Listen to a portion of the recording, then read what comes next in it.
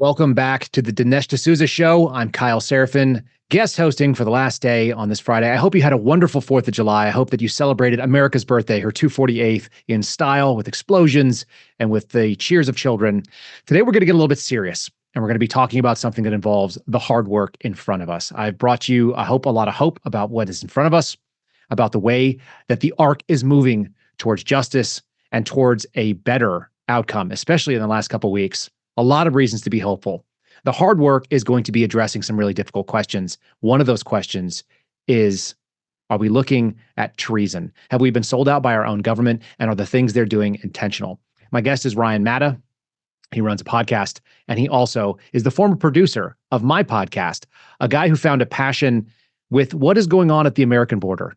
We hear a lot about open borders. The question is, what is going on? Why is it going on? And is it, in fact, treason? He's got some pretty passionate takes on why that is. I hope you'll stick around again for this full interview.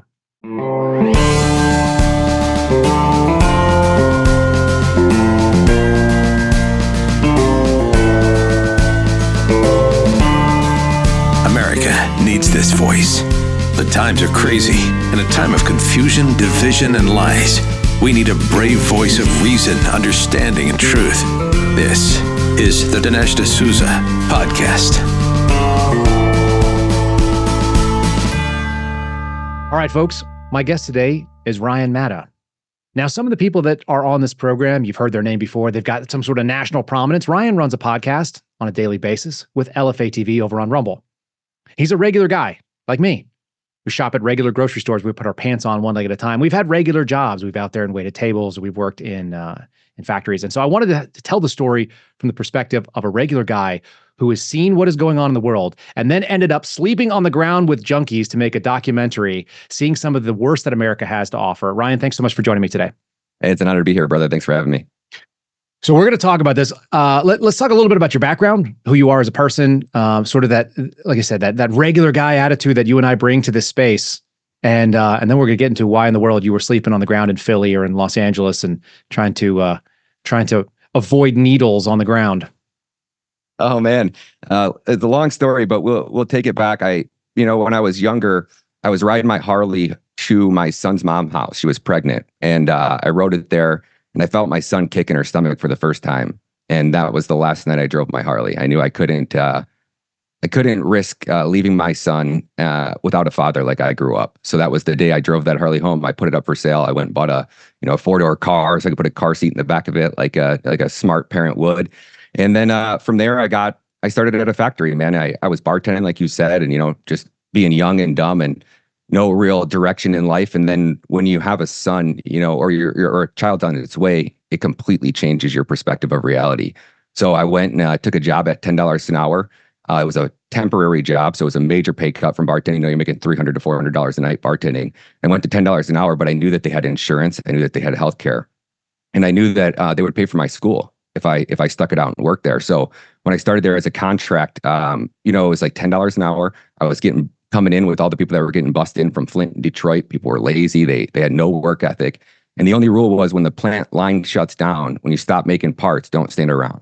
So the second that line would shut down, a part would get double stamped, something would break. They'd have to call in press maintenance or electricians or whatever it was to fix the problem. All the people around me were just standing around. So I'd go and grab like a Windex bottle and a rag, and I'd be on my hands and knees on the floor, just polishing the floor that's getting stepped on in dirt and grease, just so that if a manager walked by, everybody else is standing around, and I'm the guy over here that's polishing the floor. And it didn't take more than a couple of weeks before, everybody caught on. They seen that I was a hard worker, and then that excelled me up. I got hired in after 90 days. Once you get hired in, they'll pay for your school. So then I took that opportunity. I went and worked overtime and went to school, and I got paid to go to school and got paid for or most of my school paid. I think they paid like 80% or something. And then, from there it was, I started to realize that, no matter how much more money I made, I wasn't getting ahead in life. I didn't understand how corrupt the money was at that point, but I had a feeling of like, I just kept making more money. And even though I was getting more raises, my standard of living wasn't changing. Now, granted, I'd got a house. It changed a little bit, but it wasn't drastically. Like I had this vision in my head when I was 18, that if I would have went to school, I would have went to college, I would have got a good job, I would have had this life that, that most only dream of. And that really wasn't the case. So from there, I worked my way up, and then watching YouTube videos and podcasts, and you hear, those guys out there, take my digital course, make 40K, sell kittens on the sidewalk, make 40K. And I'm like, all right, I want to make 40K a week. Yeah, I want to do that. So probably after 10 or 15, I stumbled across a guy who did Amazon digital courses. And his digital courses were about how to start a business on Amazon. And that was, one of the things, you want to find a niche, find your niche. So I was decent at designing clothes. I was actually designing clothes with hidden pockets in them.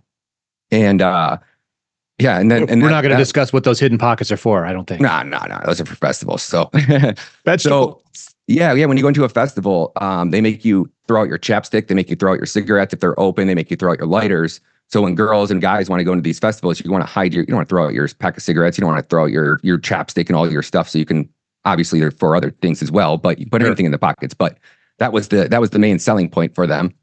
And then I started a business, man, and then because I wanted to give my son a better life. That was the big moral of the story. It was I was doing whatever I could to give my son the best life possible. And then that led me into starting my own clothing line. It became the second largest growing EDM clothing line on Amazon. We peaked at about in 2020 was the first time that I was able to get my first check, right? We did $125,000 that month in sales. And it was the first time that I had $300,000 in 3 different countries and Amazon warehouses all across the United States, stocked up $300K. And I got my first check. And then the next month that check was taken away. Went from doing $125,000 a month in sales to negative $5,000. That was when COVID hit. So that shut the business down. Now, in the process of building and scaling that business, I met my girlfriend. She was a famous Instagram model. And I was horrible at photography at first. So it was cool because she was super pretty. So all the famous photographers wanted to shoot with her just to have this pretty girl and do special effects where we put glitter in her hair and she'd flick her hair back and they'd be shooting at 240 frames per second. Really cool special effects photo shoots. But what they would do is they would bring me on set and train me one-on-one for free in exchange for her shooting with them for free. So I developed this passion, which I guess I always had, because back when I got sponsored in skateboarding and snowboarding when I was 12, I was always out there with my little camcorder filming videos and editing videos.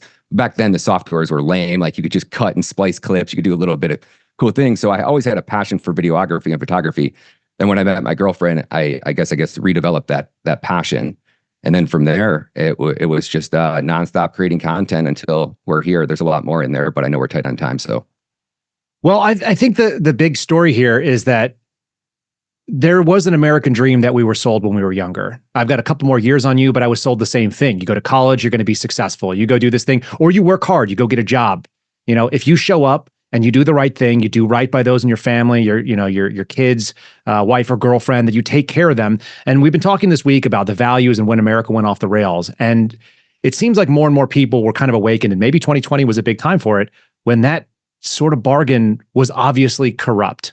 And so people saw the government was willing to just write you a check to stay home. Those people that weren't polishing the floor like you were in the factory, those people got the same check that you could have if they shut down your business, and they didn't have to ask anything for it. So it's interesting. And I think it's interesting because regular people saw it for the first time. Maybe the elites and the people that were in power always knew this, maybe.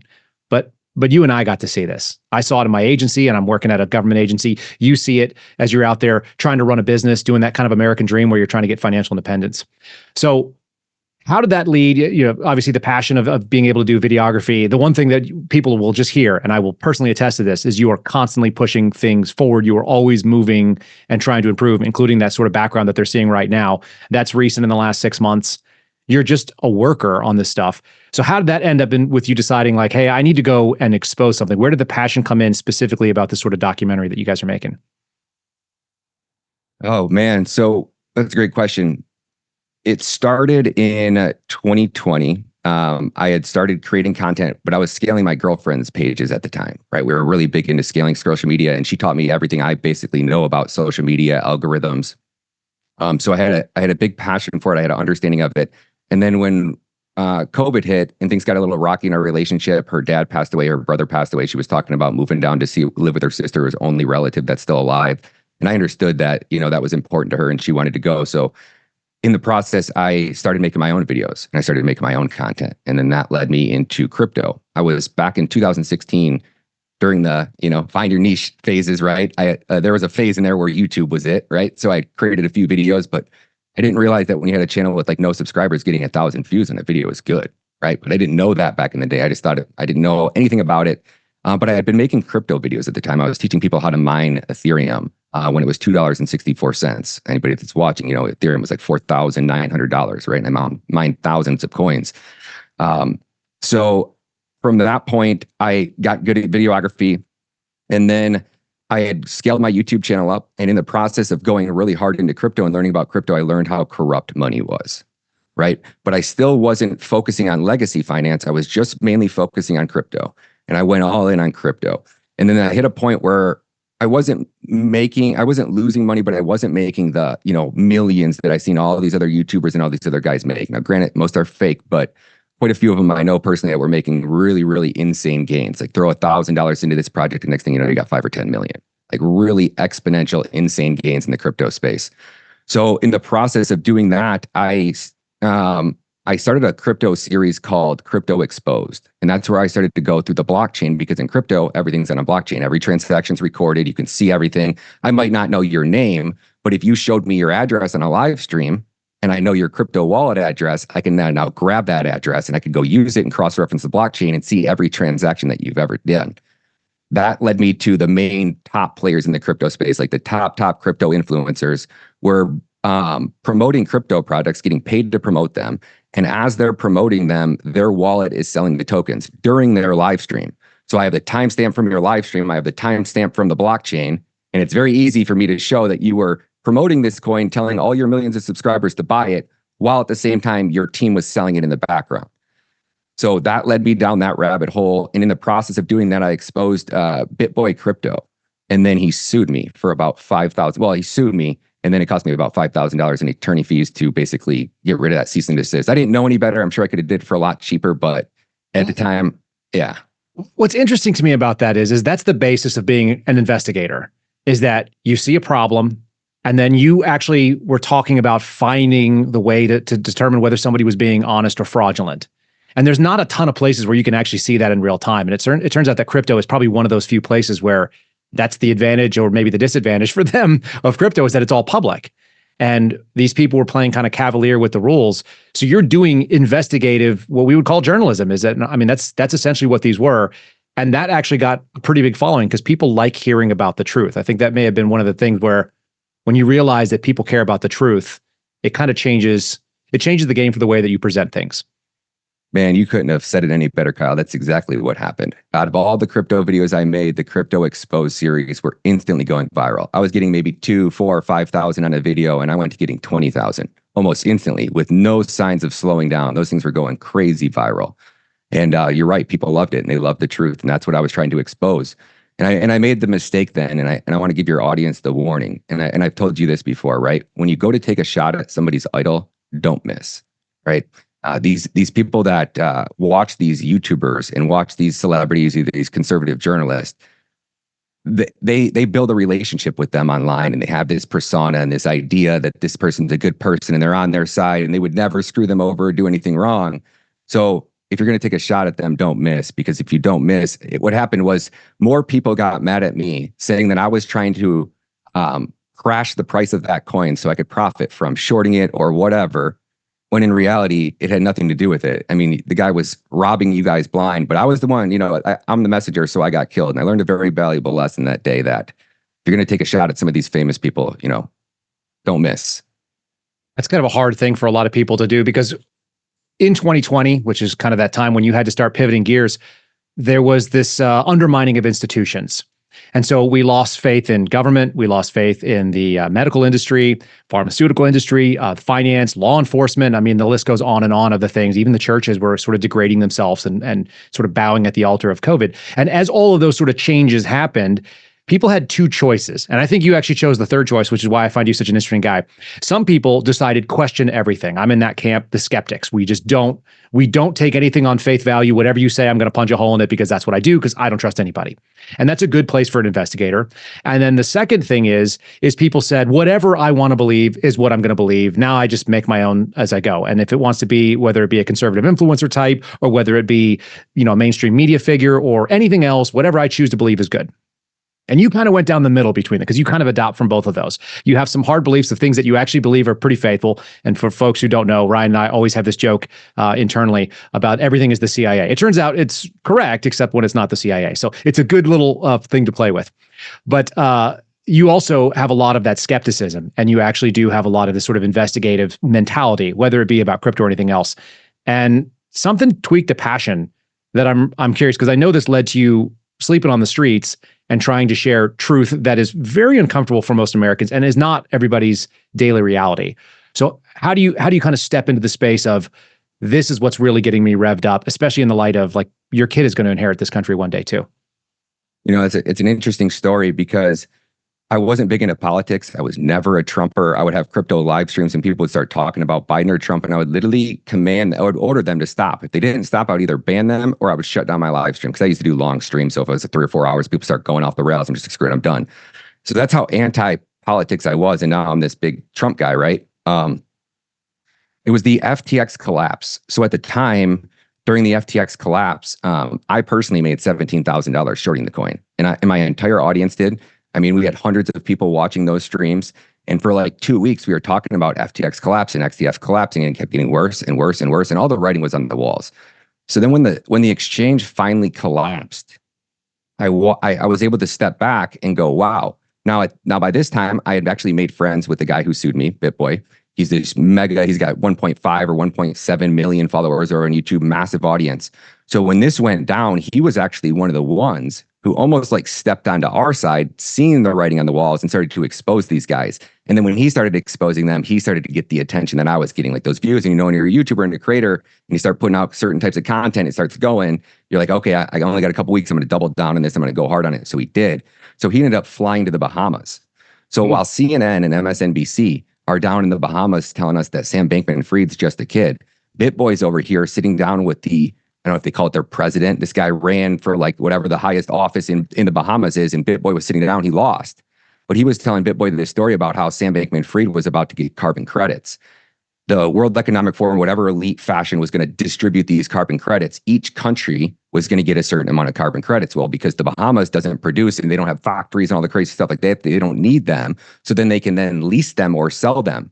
And they were trying to create the derivatives in the first market for carbon credits. And Sam Bankman-Fried was going to run it. So people don't know this story. Very, very few people actually understand what was actually at play there, and how if Sam Bankman-Fried would have got that $8 billion, he would have had a backstop of $8 billion. The amount of Bitcoin that he could have sold off, right? Because he could have sold carbon credits, took that money to another exchange, bought it over on the open market off the miners, and then just continued to sell and sell and sell and just drive price down. So that was the idea, in my personal opinion. It was Sam Bankman-Fried, this dude that was having poly orgies with his entire staff, and didn't have an accountant, doesn't run a $32 billion business without being protected by our government, in my personal opinion. Now, obviously, we'll probably never figure that one out, but that was my thought. And just watching how the truth from BitBoy, which was actually boots on the ground, and then watching Tucker and Fox News called this guy Mini Madoff, and everybody on Fox News, every reporter was just roasting and lighting Sam Bankman-Fried up. And then you go over and you watch CNN and MSNBC, and Andrew Foreskin or whatever his name is, that guy was telling us that he's just a kid, and he's bringing him on and interviewing him in front of these massive audience, and just softball question after softball question. So that was when, you know, what's that movie, like the 1980s or 90s movie where you put on the glasses and you can see all the bad guys. I was that guy, right? I had put those glasses on. I was just like, oh my gosh. So I remember that exact moment, because I instantly go, you know what? I wonder what Trump was like. You know, I've heard some of his speeches, but I didn't pay much attention. I voted to him, but it was because my girlfriend drugged me to the polls to vote for him. And she's an Instagram model, so she wanted a sticker. We went and voted for Trump because my girlfriend wanted a sticker that says I voted, so she could take a selfie with it on. Right. So literally, that's why my first time going and voting. And I went to go play the ad on YouTube. I went to go play his, I YouTubed best President Trump speech. And it came up, his World Economic Forum speech from 2020. If you've never heard it, I strongly suggest listening to it. It's an amazing speech. And he gives the big middle finger to the World Economic Forum in real time live. And and then now look where he's at. I think they got the last laugh as of now. But when I went to click that video, up prompt a 60-second ad that I could not skip, that was Hillary Clinton going, not this guy, not again. January 6th, insurrection. Americans died. You know, it was like this horrible, like Hillary Clinton voice, screechy for 1 minute, telling me everything that Donald Trump did wrong and why Donald Trump is evil. And I just thought to myself, I go, I'm trying to watch a video of a former president, what most are saying is the greatest president in US history. And in order to watch that man speak, I'm being fed a 1 minute ad about what a horrible guy that guy is.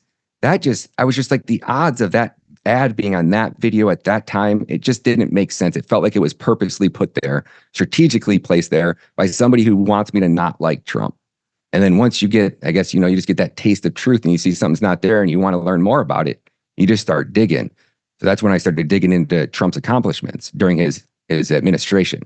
And then you start to learn about what that man did, which is the most important to everybody in this country, is child trafficking and sex trafficking of women. Right?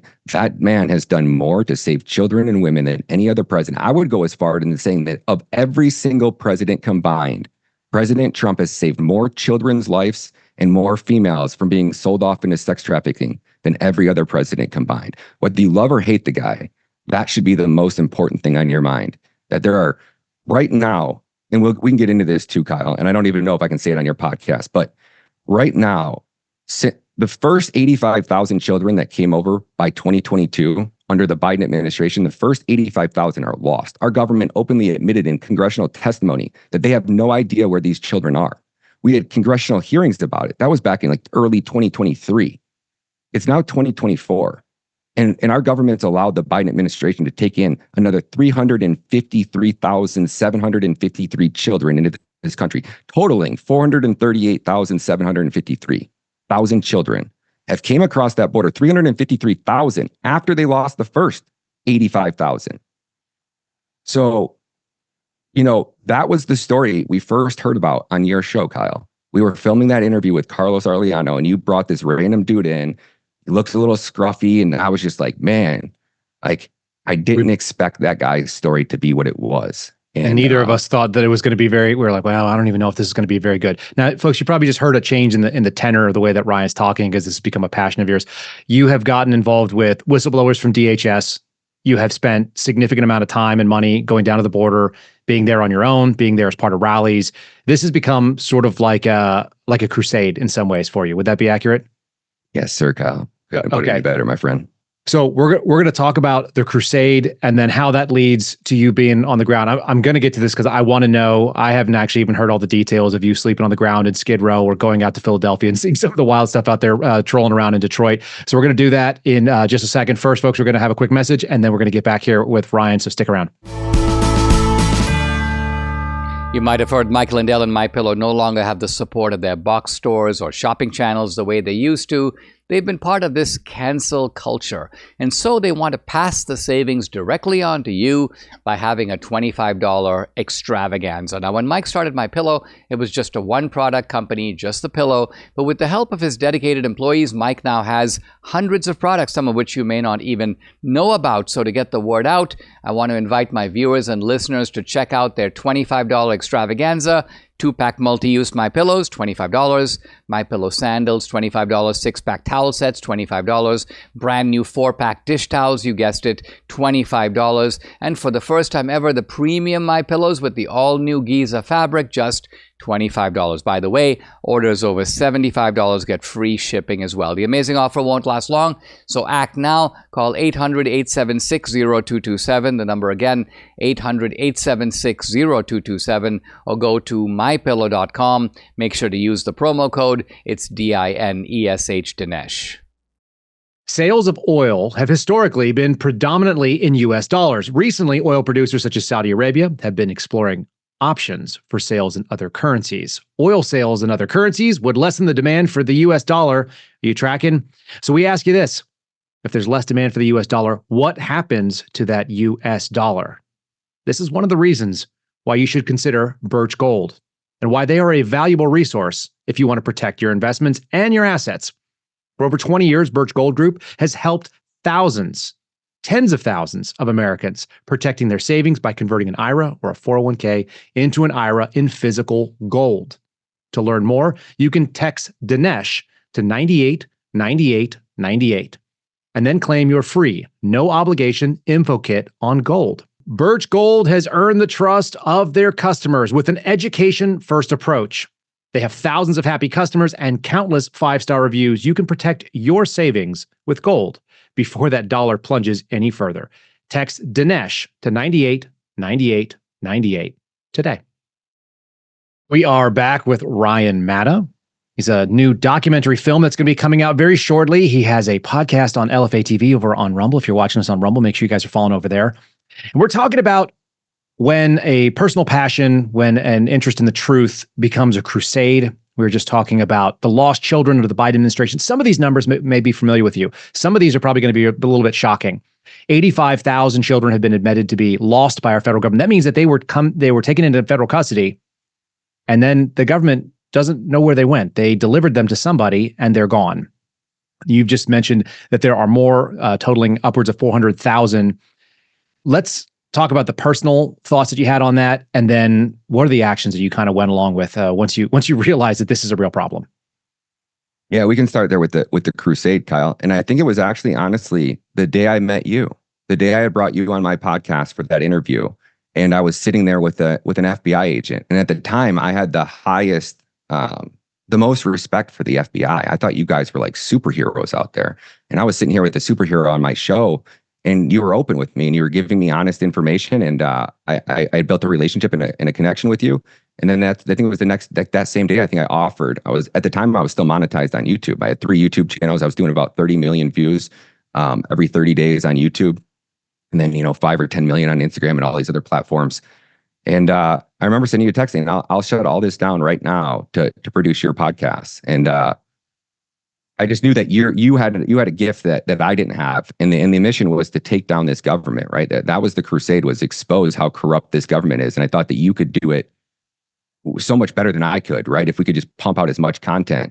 From there, I was also talking to Laura Loomer.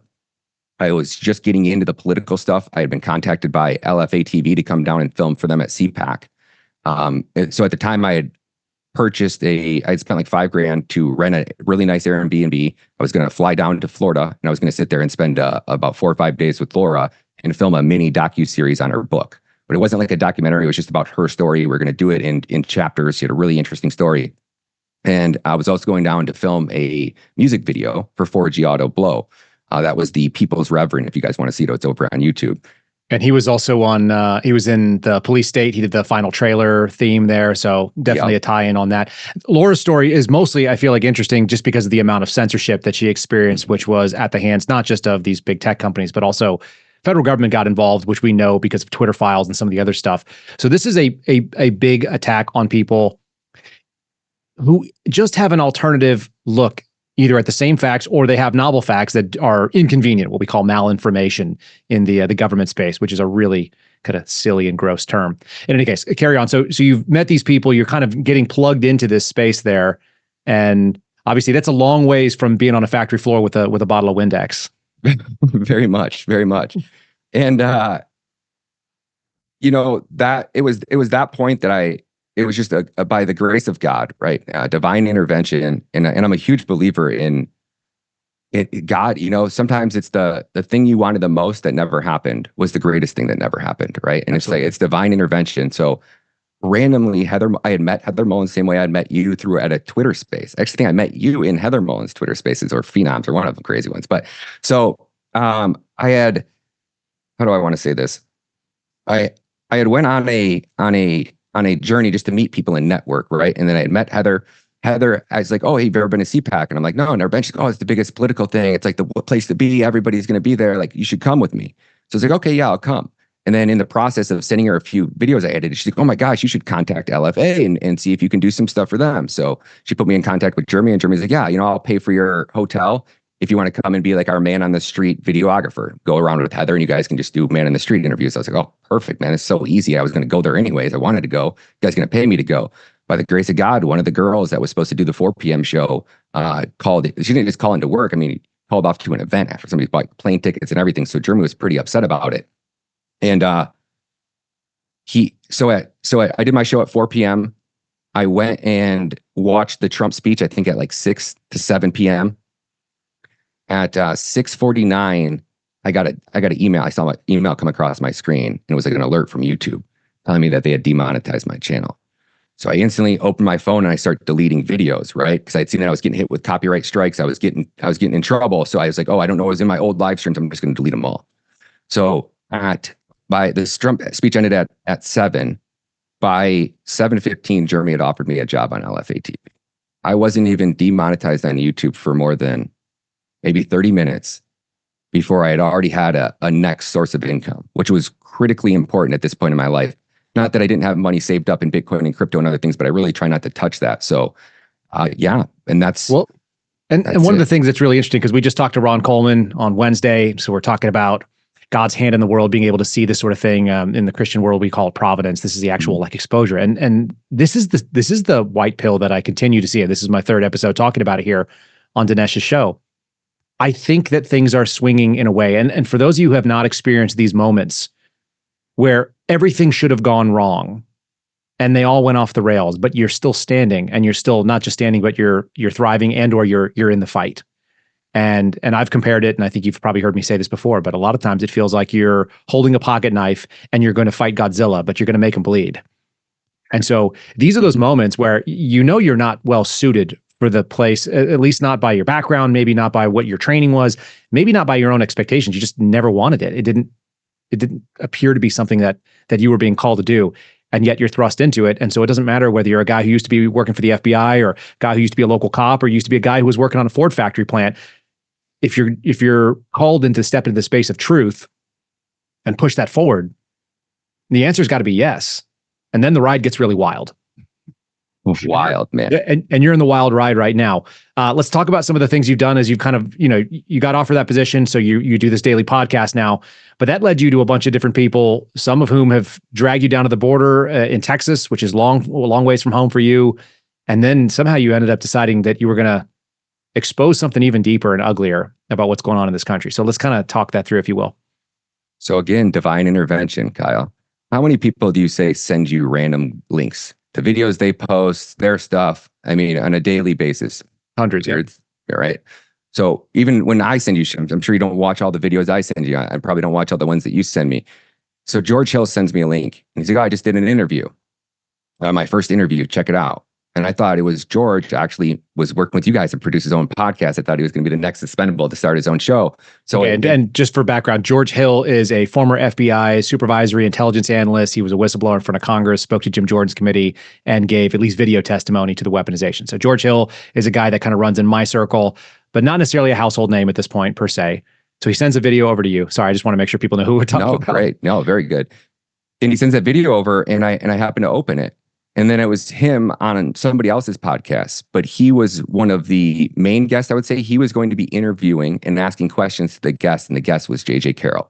So just by random chance, I opened that one link, and I actually spent long enough to watch it to where it got interesting. And the gentleman's name was JJ Carroll. So I've been to the border countless times. You know, I come back there and I'm like, F about it. The country's burning to hell. I'm all flying off the rails with crazy stuff that I'm saying over on Twitter. You guys want to get time, follow me over on Twitter at Ryan Madden Media. So definitely. I just thought it was treason. I went down to that border and I watched what was happening to the women and children down there. I watched a girl that was probably 25 to 30 carrying a 6-month-old infant that just received a text message from our government saying, yes, your asylum claim is good, come to America. And then she's being corralled to a point in the Rio Grande River where she has to walk across this moving body of water just to hit a shoreline that's covered with 18 rows of razor wire that she now has to crawl through to finally get here. And as soon as she steps through that last inch of razor wire, she's getting the migrant dream, we'll call it, the illegal immigrant dream, whatever you want to call it, where these people are getting universal basic income, insurance, cell phones, food, housing, 5-star hotels. But I saw what was being done to the women at the border. I know what has been done to them to get to that point. I know that they've just traveled thousands of miles through literal hell to get to that point. I couldn't picture, there was no scenario in my head that I could come up with a logical decision that anybody who loves this country, loves humanity, loves America, would stand by while that's happening to their state, while that's happening to humans. They weren't even Americans, but they're humans, right? A lot of these people are good people. I don't agree with the fact that they're coming here, but they've been sold a fake bill of goods. There's marketing and advertising to these people. They think they're coming over here and getting the American dream. Literally, they're winning to them. Yeah, and we're talking about the CBP One app. This is the app that we may have heard about that Biden administration pushed out, allowing people to basically pre-book their asylum claim with an asylum officer. But they still have to go through, as you said, 18 layers of razor wire and walk across the Rio Grande with a 6-month-old infant. There's video of this stuff. This is not just stuff that you're just saying and there's no documentation. You videoed all this stuff going down around the border. You guys can see it on Ryan's Twitter feed. And it's actually really jarring and shocking. He's got a drone footage that's showing it. You see just human beings who have given up everything to come here. And as Christians, like, we should be compassionate towards them. I'm compassionate towards people. But that lie is horrific. And then the second thing, and I think I've shared this with you just from my background, but once they get here, they are trading what they think is that American dream you just talked about for an American nightmare where they're going to be extorted by people that are operating illegally. They're going to be handed off maybe to either traffickers or labor traffickers, sex or labor traffickers, doing horrific things to them. And they have no access to law enforcement, and they don't speak our language, and they don't know our customs. And now they're trapped in a place that they don't even understand after that horrific journey. There's an incredibly left-wing argument to be made from the bleeding heart side of the left, the political left, that this shouldn't be happening. And yet it keeps happening. And so you guys decided to document this and tell the people a little bit about who JJ is, just so they get a background on why this guy is so significant in your formation. So JJ is a retired Border Patrol agent. He spent 24 years in Border Patrol. He was under, I think he started under Clinton, then was Obama, then was under, I think it was Clinton, Bush, Obama, and then Trump, right? Mm-hmm. So this guy had spent a lot of time.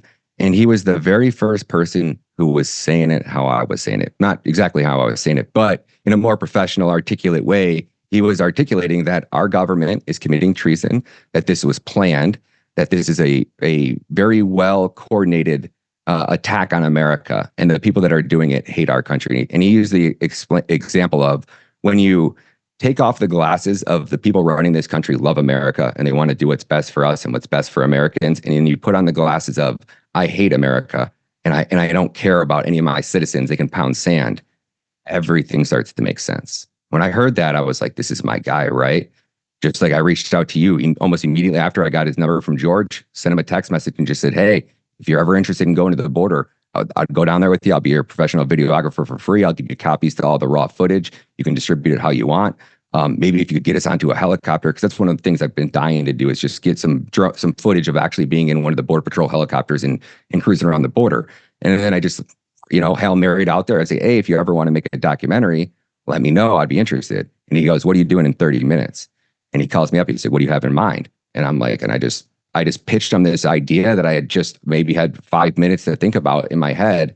And he said, tell me more. So we started we opened up Monday.com. Kyle knows what Monday is, right? We started mapping out, okay, if we go, where are we going to go? Where are we going to see? How are we going to capture the footage? How are we going to stay? How are we going to fund it? And that was the biggest part, was the funding part. So I thought for sure between Redacted or LFA that I could get a sponsor for about $30,000. So that I was willing to cover anything past $30,000. I thought $30,000 would be a fair place to start, and that could get us enough going. And then I could use crypto because my editors work for crypto, so I could pay my editor. So that's where the majority of the documentary funding comes from, right? Is the actual edits of it. So from there JJ says it like this. He goes, anytime you want to do something big like this, there's always a roadblock. There's always something that comes up. There's always a barrier or an obstacle that you have to step over. He goes, it's like God put this path out in front of us, because there's been no hiccups. We've traveled on probably 15 flights now, no missed flights, no missed flights going to location, right? A few have been canceled coming home, but anytime it was important, we had something to film, something to do, flights getting missed. JJ's flight got scheduled an hour early, and then he was able to get out on another airline, same time, landing at the same time. It's like God has been blessing us. So that's who JJ is, and that's how this journey started. All right, where are you guys filming, and what is the story that you're telling? I heard you say something about treason earlier. Yep.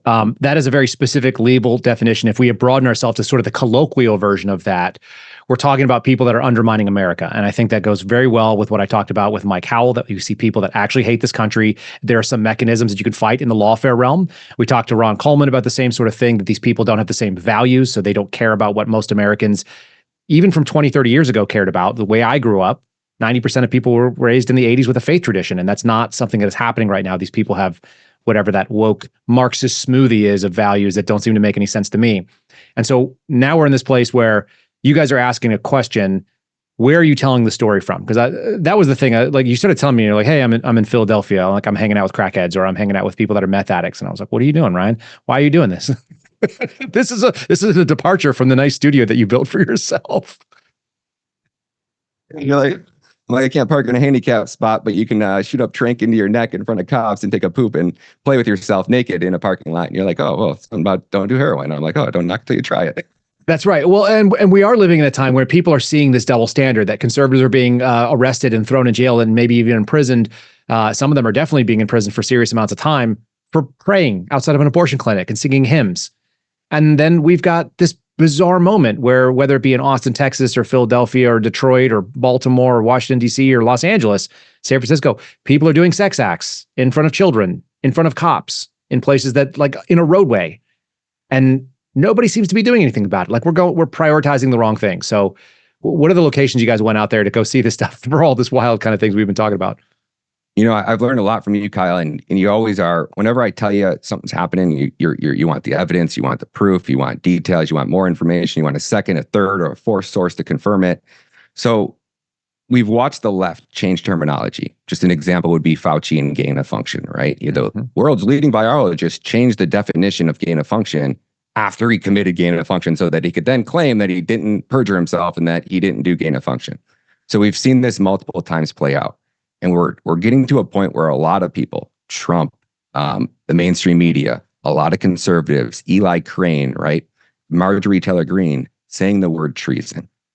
So the idea was, if our government's committing treason, can we prove it? Can me and JJ go on a mission and take you across America and collect enough information and speak to enough people to actually lay out a rock solid line of evidence that proves that our government is committing treason? So from there, we went to San Diego. We went from San Diego, which is ground zero of the invasion. That was like the first dam to break, where all of these illegal immigrants are coming in. It's California. So at least Texas, you had kind of like a barrier of Greg Abbott and a little bit of people who cared. In Arizona, you got Katie Hobbs. It took a little bit longer to get there, but California was the main hub. And that's where JJ spent a majority of his Border Patrol career. So he's known in Border Patrol as the guy that is no BS, straight shooter. We'll go into a meeting with like all the higher ups and they're like, oh, you guys are going to do this. And he's like, a second we get out of that meeting, I'm like, no, scrap all that, throw it in the garbage. We're going to go hunt down bad guys and we're going to save this country. So he's got this reputation that nobody else has. I've been to the border, like you said, multiple times, probably about 9 now. And I've never once been able to have more than oh, hey, what's your name? Oh, what directional conversation, trying to get directions out of a park or somewhere from a Border Patrol agent. They will not even entertain a conversation with you. So how do you get intel about treason if you can't speak to the people that are actually almost committing the treason, right? They're carrying out treason based off their orders that they're giving from their higher ups. Mm-hmm. So JJ had access to all this, not just access, but yeah, I don't want to say anything like I'm getting anybody in trouble, but when we landed, we got our rental car and we drove straight to the main Border Patrol station. And I'm talking about like guarded with metal chain gates. We pulled up to the gate and he presses a button and we buzz in, and I'm able to come inside this compound with thousands of Border Patrol vehicles, giant metal cages where all the migrants were in that they had just got processed in, and they're like, film whatever you want. And I'm like, I'm not going to get you in trouble, bro. And he's like, no, film it. America needs to see this. What are they going to do? Give me a write-up or something? And I didn't film it inside the place, but because he took us on a ride along after. But that's the type of access that we've been getting. But that is the thing that is happening right now. And I do think that there's a sort of a aspect of providence to it. We're having people come forward from the IRS, the Ziegler and Shapley, like these guys came forward and said, look, the IRS is doing things politically and they are screwing over America. We've had my friends and I come forward from the FBI and say the same thing. We're seeing some people come out of DHS and say, look, these are problems. We're seeing people that have reached the limit. It's a small number. I'm sure you would agree. But given the opportunity face to face with Ryan Matta and with JJ standing in front of them saying, look, don't you think this is a problem? The people that believe in their oath still believe in that oath. They just don't have a meaningful way to get any traction out of it. And what good is it for you to just step up and say, hey, this is really wrong? Because nobody cares and you just get fired. But if you can make it a big enough movement, then I think that it's persuading some people. This momentum is actually in our favor, which is why I keep feeling more and more hopeful. It doesn't matter whether it's the Supreme Court or stuff like this, that people are willing to speak out because they know it's wrong. And you're seeing some of it. So you guys got access to Border Patrol, some ride-alongs. What are some of the crazy things you saw? You know, some of the crazy things I seen was a double border wall. It was the first time I ever came to a point where there was two walls. One on the Mexico side, a giant, probably about half of a football field in between the two walls, and then another giant wall. One I think was 18 and one was 30. These are the biggest border walls in the game. During JJ's 24 years, and they call that no man's land there. So in no man's land, you would never, ever find a migrant. He might make it there for a second, but they have ground sensors, right? They have cameras, they have night vision. The second that first wall is breached, before he even makes it halfway across, Border Patrol's on him, right? Mm-hmm. And it was designed for them to do just that, to catch the bad guys and keep the bad guys out. We went on a ride along and, you know, they have to buzz you in the gates and the giant border wall slide open. We can drive in the middle because there's roads on it. We went into that middle of that, thousands, Kyle, of migrants just waiting to be picked up. They have breached the first wall, probably a hole in it somewhere. They've made it to no man's land. And now they're not even going to try to climb the next wall. They're just going to camp out there till Border Patrol or their Uber shows up to take them. That was one. That was wild. In San Diego. We had talked to this gentleman. Just like the FBI, you tell me you guys have your GS 10, 11, 12 pay scales. And if you take the trip to Washington and you spend a year or 2 years in Washington, you get to pick your assignment, right? Well, I guess other government agencies have the same thing because there's something like that in ICE or Border Patrol. So this gentleman that we had spoke with had took that assignment. Guess what his job was in DC? Cutting the checks to the NGOs who are facilitating this. He was the man signing $600 million checks every couple months to this group of NGOs. And he explained how, and I didn't fully understand this part of it, but he said that they're cutting checks. One of them's for like, say, $600 million to, let's just use MVM Inc. That was one of the big ones. Or actually Jewish Family Services was one of the biggest ones. That's the one he actually told us about. So Jewish Family Services was getting $600 million, no contract bid or no bid contracts. Right. Meaning there wasn't another company and another somebody saying, oh, I'll do it for 500. Nope. Just, this is our price. You're going to pay us or you're not going to pay us. And after that, he said, so he'd be sitting at a table where they have like FEMA, Border Patrol, FBI, like these big wigs all around this table that are talking about what they're going to do, how they're going to coordinate this, what department needs what funding. And I don't know all the exact departments. I put out a video on it. It'll be in our documentary. But he's telling us that they came back the next month and they go, oh, you know how you were charging us $600 million to run this facility? Well, we're going to have another NGO because we're not capable to deliver food to all these people. So you're going to hire this other NGO for $30 million. And that's going to be the food contract. And then, these migrants need laundry service. We're not doing the laundry at this hotel. That's not us. We're going to hire a third-party company to do that, right? So now you have one NGO that's getting a fat check for $600 million, and then they own a bunch of little mom and pop NGOs under those same corporation or the same umbrella, right? But different.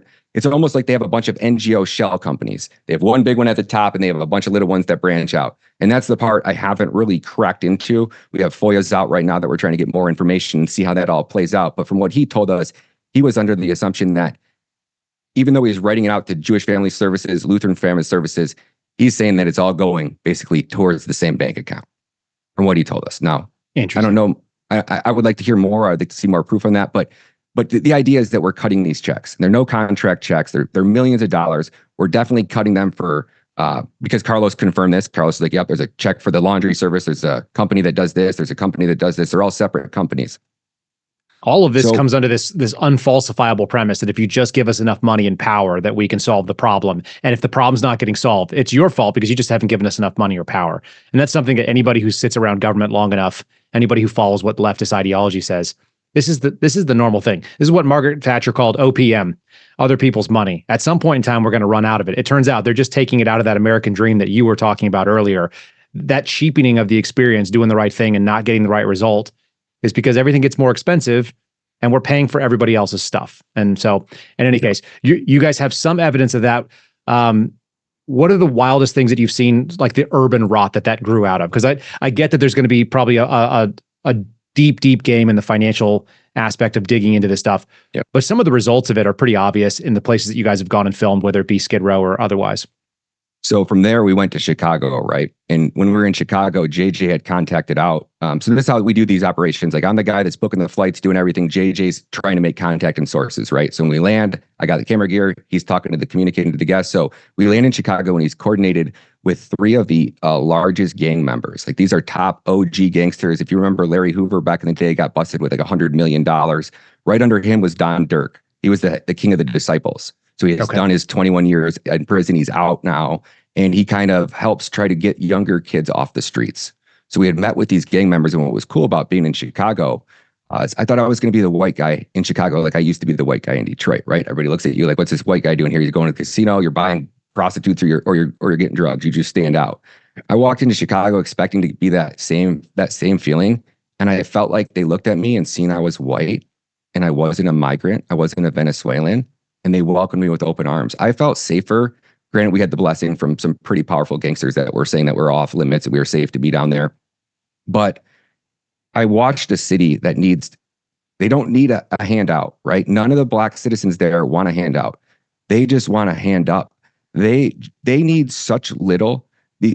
These inner cities, they have no restaurants, no food, no Walmarts, the kids eat out of a gas station. I bet most of the kids in the inner city there live off ramen noodles, canned tuna fish, maybe some eggs if they're lucky, but most likely Cheetos, Fritos, pop, and stuff that you couldn't buy at your local convenience store. So I've seen this city that has just been so abused.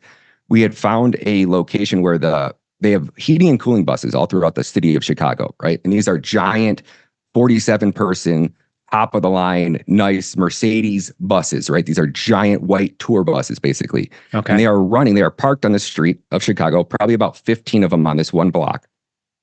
And they're parked in front of a soft-sided facility. So the soft-sided, for the audience that doesn't know, those are the white tents that the military will set up in the middle of the desert and whatnot. So they have this white tent that's for processing. And then if the lines are too big, like when we were taking 1,000 a day just to Chicago, the lines would get too long. It was hot. It was cold out. So they put these buses so that the migrants can sit on these nice heating and cooling buses. So this is on one block. And then you have like the gap in the road in the next block over, right?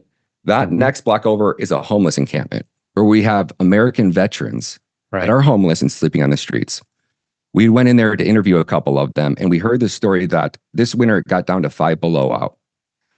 So these guys were freezing. And when I say that these tents that these people live in, they've probably been out there for a year. They're kind of got shreds in them. They're super faded. And when you stepped onto the ground, it wasn't on cement. So it was on dirt that had been saturated with pee and feces. It smelled. It made you want to vomit, reeking in there. And just knowing that we have veterans living in that squalor while we have migrants getting $50 million. The city of Chicago signed a $50 million contract so they can deliver 3 gourmet meals to the migrants that are on those heating and cooling buses. We were told the story that this winter got 5 below out, and it's the windy city in Chicago. So if it's 5 below out, it probably feels like it's brutal. And these people are in these windbreaker tents that are saturated and probably frozen at this point. The feces and urine and water has probably froze their sleeping bags. So they're sleeping in absolute squalor. Like, you wouldn't wish that on your worst enemy. They go to get on one of these buses. The NGO calls the Chicago PD. Chicago PD shows up and refuses to allow American veterans onto this heating and cooling bus. The next morning, they had to have fingers and toes amputated, Kyle. Mm-hmm. Those are our veterans. And they're left to, if right now, let's say Joe Biden and the entire administration was guilty of treason, if I said their punishment was going to be, I would put a chain link fence around that feces-filled area and make these people live in that squalor, it would be crimes against humanity. It would be inhumane. Nobody could be forced to live like that. But yet our government is forcing Americans, specifically veterans, to live like that. That's the trade-off when we bring in these people, and I think that's and people can tell the passion in your voice on this kind of stuff too. I know you've seen far too much of it and been far too close. Where can people, and you guys are doing something kind of neat with this documentary that I've never heard of done before, but I think it's a really cool idea. You're making all of the interviews available uncut to people that want to get it, which just means that they can get the raw data. And I think that's something that I've never heard of done. Where are people able to kind of find this stuff? And then where are they going to be able to see these clips? Because I know this stuff is going to move a lot of people's heartstrings. And maybe people get off the bench and you can show it to people on the left. Say, look, this is what these policies look like in action. And whether it's treason or whether it's just a crime against your decency as a human, it should move people. I know it moves you. Where can they find it? Yeah, Kyle, they can go to thisistreason.com. And you were explaining how when you watch a documentary, Police State was a good example. I watched and I heard you and George and all these amazing people speak, and I heard what you had to say, but it was only 1 or 2 minutes. And I was like, wow, I wish I could have really heard that whole conversation. How cool would it be if you got a documentary and then you got all the interviews that were used to produce that documentary? Mainly for that reason, but also so when the fake news tries to discredit this documentary and say it's fake news and it's fabricated, well, the audience is going to be able to go, no, it's not. They'll be able to go right there on our website. And by the time it's done, there'll be about 35, maybe 30 full produced 1 to 2 hour long form interviews with every single source, or at least the sources that would allow us to put them on camera. We also have a couple of sources that we kept off camera and still let it out. So if you have a story and you have information, you want us to keep your identity secret, please reach out. We're more than happy to do that. And that's it, Kyle. It's just thisistreason.com. And the one thing I didn't get into, I know I went down to Philly, and I spent about 18 hours down there. I'd met a girl right when I got down there. She's a 22-year-old. She had been raped when she was 7 to the time that she was 12 by her babysitter. She went to school when she was 12, so probably 6th or 7th grade, and she took all of her clothes off at recess, and she asked the boys if they wanted to play the game. Well, what was that game? That game was putting it in her butt, because that's what her babysitter and his friends had done to her for the last 5 years, and her parents allowed it. So she's 22, living on the streets, and she's shooting tranq into her neck. And I'm watching other homeless people shoot tranq in their neck. Not that these are bad people. They just need help. A lot of them, some of them aren't savable, but some of them are. And just knowing that these people are out there rotting and being left for dead, it'll break your heart. But yeah, again, this is treason.com, Kyle. I greatly appreciate you having us on the show. For $9.99, you can pre-order the documentary, but for $14.99, you get the documentary pre-ordered. Plus, you get access to every one of these long-form videos. As of now, I think we have 12 up on the website. So if you want to hear any of these stories, you want to start kind of getting your feet wet on what's going. This documentary is going to be the one documentary you can buy for $14.99. You can give it to a friend or a relative that is completely asleep and has no idea what's going on.